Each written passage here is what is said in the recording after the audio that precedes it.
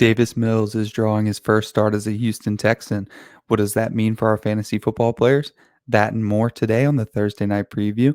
I'm your host, Adam Wilde, brought to you by Footballguys.com. Save time, worry less, win more. So the Carolina Panthers are going to Houston tonight with a 43-point over-under. The Carolina Panthers away are favored by 8 points. So let's talk about injuries first and foremost. Tyrod Taylor was looking pretty good to start the year, as he typically does before he gets a strange injury. This time it was a hamstring on a non-contact injury. He is on injured reserve for at least 3 weeks, which means we get our first look at Davis Mills.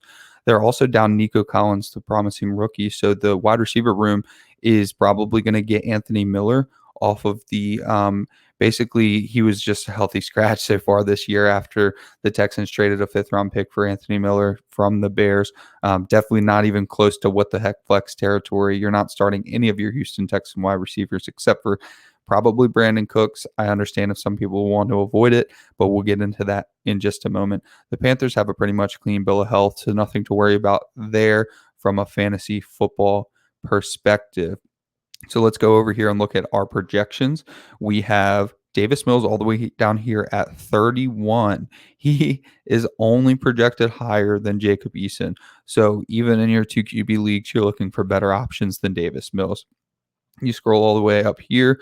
You've got Sam Darnold down here at 15. So 15 overall for Sam Darnold. Sam Darnold is actually projected 20.8 points. So a respectable fantasy outing in the works for Sam Darnold. Let's go over here and click running backs.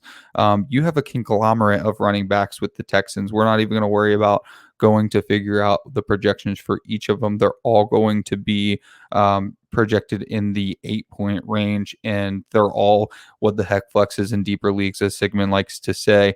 The only problem is 8-point dogs, even though they're at home. So it's going to be tough going for Philip Lindsay, tough going for Mark Ingram. I actually think that David Johnson could do okay in this game after being the 3rd best option in that backfield. And then, of course, Christian McCaffrey is projected for 25.5 fantasy points. That's 5 points higher than Dalvin Cook or any other running back on the slate. So, of course, you're firing up your Christian McCaffrey with confidence. On the Carolina side of the ball, we have DJ Moore, Robby Anderson, Terrace Marshall. DJ Moore is down here at wide receiver 16.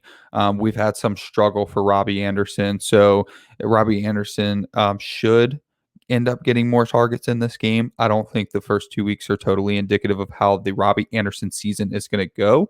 But we also have to remember that Terrace Marshall is a pretty solid rookie in his own right, and he is probably going to earn more targets throughout the year. We also have Brandin Cooks down here at wide receiver 20. Still a viable fantasy option with Davis Mills, but it can't be great if Davis Mills is our 31st projected quarterback on the slate. And then we go over here to tight ends. No one really to be excited about from either side of the ball. You're not, you just scroll down our projections. We're not worried about Dan Arnold. We're not going to start him even in two tight end leagues, and we're certainly not going to go for Jordan Akins and the likes of the Texans tight ends. So if you like these projections and you want to see more, go over to footballguys.com and subscribe. And I hope everybody enjoys your Thursday